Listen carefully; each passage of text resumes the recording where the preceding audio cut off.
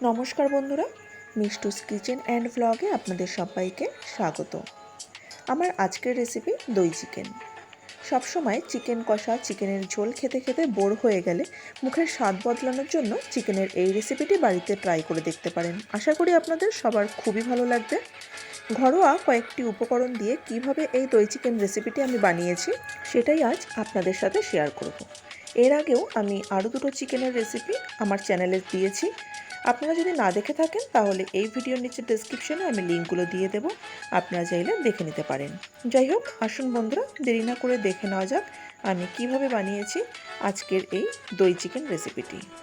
দই চিকেন বানানোর জন্য আমি আগে থেকে 1 কেজি চিকেন ভালো করে ধুয়ে জল ঝরিয়ে নিয়েছি। এর মধ্যে এবার আমি দিয়ে দেব 200 গ্রাম ফেটানো রুম টেম্পারেচারে রাখা টক দই। আমি আগে থেকে 2 ইঞ্চি আদা আর 12টা কাঁচা লঙ্কা একসঙ্গে পেস্ট করে রেখেছিলাম। এবার সেটাও দিয়ে দিলাম। ঝালটা আপনারা আপনাদের স্বাদ মতো দেবেন। দিয়ে দিলাম 15 কোয়া রসুন বাটা। এবার আমি সব কিছুকে ভালো করে মেখে আধ ঘন্টা রেখে দেব। আপনারা চাইলে এখানে 1 ঘন্টাও রেখে দিতে পারেন, তাতে কোনো অসুবিধা নেই। দই চিকেনে আলু না দিলেও চলে, তবে আমার আলুটা ভালো লাগে তাই আমি কয়েকটা আলু এখানে ব্যবহার করব। তার জন্য আমি আগে থেকেই আলু বড় বড় করে কেটে রেখেছিলাম।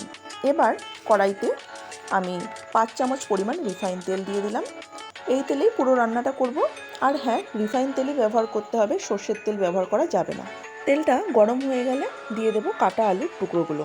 ভাজার জন্য দিয়ে দেব লবণ। এখানে আমি হলুদ ব্যবহার করব না। এবার খুব ভালো করে নেড়েচেড়ে লাল করে আলুগুলো ভেজে নিতে হবে। বন্ধুরা, আলু ভাজা হতে হতে আপনারা বলে ফেলুন আপনারা কে কোথা থেকে আমার এই রেসিপিটি দেখছেন, তবেই তো আমি আপনাদের ধন্যবাদ জানাতে পারবো। যাই হোক, দেখুন বন্ধুরা, আলুগুলো আমার লাল লাল করে ভাজা হয়ে গেছে। এবার আমি আলুগুলোকে তেল থেকে তুলে নেব।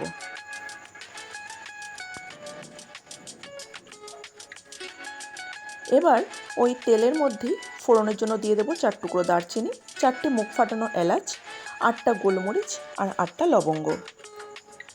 ফোড়ন থেকে খুব সুন্দর একটা গন্ধ বেরোলে তার মধ্যে দিয়ে দেব 3টে বড় সাইজের পেঁয়াজ কুচি।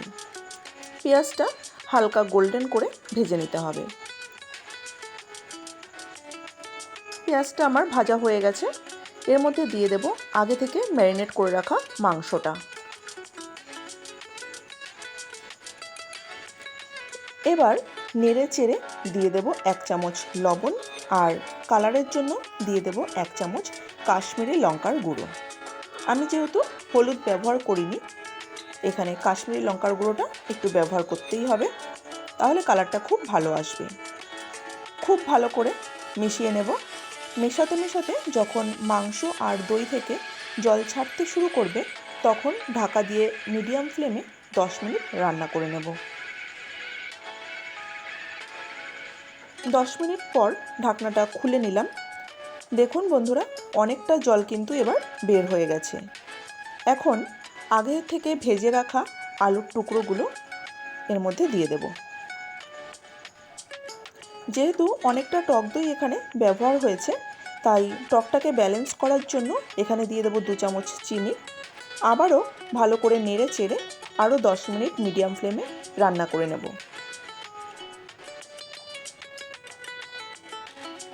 10 মিনিট পর ঢাকনাটা এবার খুলে নিলাম। দেখুন বন্ধুরা, খুব সুন্দর একটা কালার চলে এসেছে। আর আমি এখানে এক্সট্রা করে কোনো জল ইউজ করিনি। দই আর মাংস থেকেই যে জলটা বেরিয়েছে তাতেই পুরো রান্নাটা করে নিয়েছি। যেহেতু আগে থেকে মাংসটা ম্যারিনেট করা ছিল, মাংসটাও খুব ভালো সিদ্ধ হয়ে গেছে। আমি একটা আলু ভেঙে দেখিয়ে দিলাম। দেখুন, আলুটাও খুব সুন্দর সিদ্ধ হয়ে গেছে।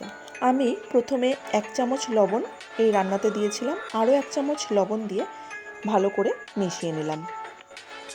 সব শেষে এর মধ্যে দিয়ে দেব 1 চামচ গরম মশলা গুঁড়ো আর দিয়ে দেব 3 চামচ ঘি। তারপরে ঘি আর গরম মশলাটাও খুব ভালো করে মিশিয়ে নেব।